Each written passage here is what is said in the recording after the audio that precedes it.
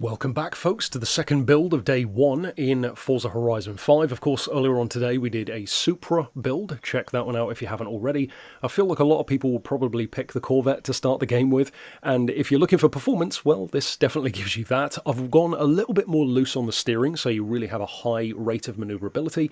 As far as the aero, it definitely won't be to everyone's taste because I've gone for the wing delete, it doesn't have a wide body, so it's a fairly boring looking car as far as like pimp my ride kind of stuff, but that's where the videos come in. Now if you want to just grab this and download it straight onto your car, you don't care about the looks, you just want the performance and have it exactly like this, then of course you can use the share code 294811817 and you'll get exactly what I've done here, visually and performance. If on the other hand you want to follow the video and change the wide body, the wing, the wheels, well of course that's where the tutorial comes in. So as far as the engine, you want the 6.5 litre V12, pretty iconic engine, 1500 horsepower Lambo swap. Some of the others have more power as standard, but that one is better, and any seasoned Forza fan will know this.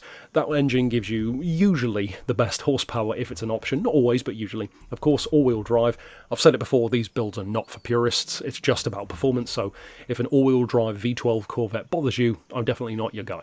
As far as the twin turbo, of course you want to slap that on there as well. Like I said, you do have the option of the wide body, but it does affect your performance. So you need to, decide what you want. If we look down here, you're immediately dropping down to 275 miles an hour, whereas without it, it's ranked at 279. So it's not a huge difference. If you do want to sacrifice a little bit, let's say you're racing against the AI more than real people, then of course go for the wide body. It's not like you're sacrificing that much speed, and more often than not, you will have plenty of performance to beat them with anyway.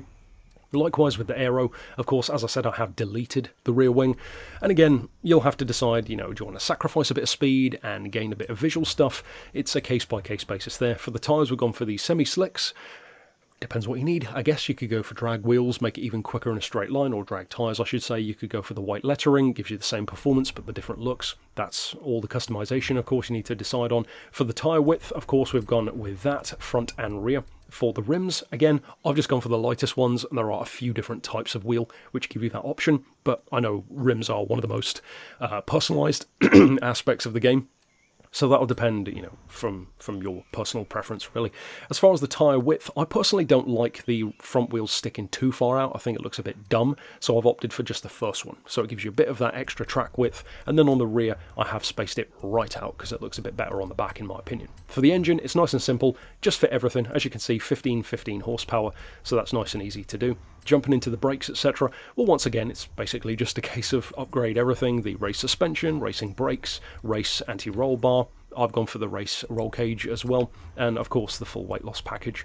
Then, finally, for the transmission, unsurprisingly, 4-speed. Once again, it's a 1500 horsepower car with a hell of a lot of torque. And although it's not just a straight line car, it is first and foremost a straight line car. It's about acceleration, launch, top speed, and good handling as well if possible. So the 4-speed just keeps things simple. Long gears, great acceleration, barely any wasted time on changing gear. It's just the most efficient way of doing it. As far as the driveline, of course, you want to upgrade that, and I would recommend the Racing Diff. So I already gave you the code. You could have just downloaded that, if you want to, you still could technically. But then as far as the actual spec, 1.6 seconds to 60, 3.4 to 100, and at least on paper, just under 280 miles an hour.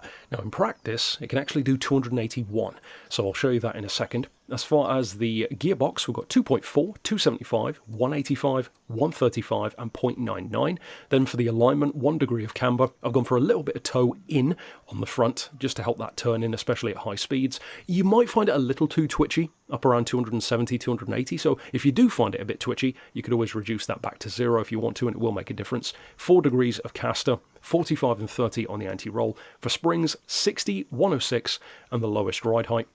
For dampers, 5, 7, 2 and 3. Of course, we've deleted the wing and have no aero, so you don't need to worry about that. For the brakes, it's down to you, like I've said before, and I've opted for 75% for acceleration, 50% for deceleration, and a 70% center split. So that is it for the build. That's it for the upgrades. That's it for the share code. That's it for the everything that we've done, basically. All that remains is to show you what it can do on the street.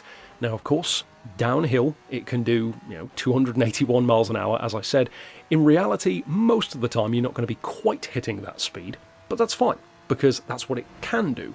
In reality, anything above 270, more often than not, you're going to be destroying the AI. And even against real people, I still get comments from those who use the old Forza version of the game's build saying, oh mate, I destroyed my friends with this tune, so clearly they work, and you can have a lot of fun with them. Like I said, we already did the Supra, and then today I'm doing 3. Last time I checked, the algorithm doesn't really like if you release more than 3 videos in a day, so I'm sticking to 3. So the last one for today, again, trying to stick in with the cars that a lot of players will have early access to and really want to use. We've done the Supra, we've done the C8 Corvette. Later today, stick around for the Mitsubishi Evo 10. And it's a lot quicker than you'd probably expect an Evo to be. In fact, over 260 miles an hour, which is not bad for an Evo. So, of course, check that out later on. I'll see you then with more and far more of these builds to come, and thanks for watching.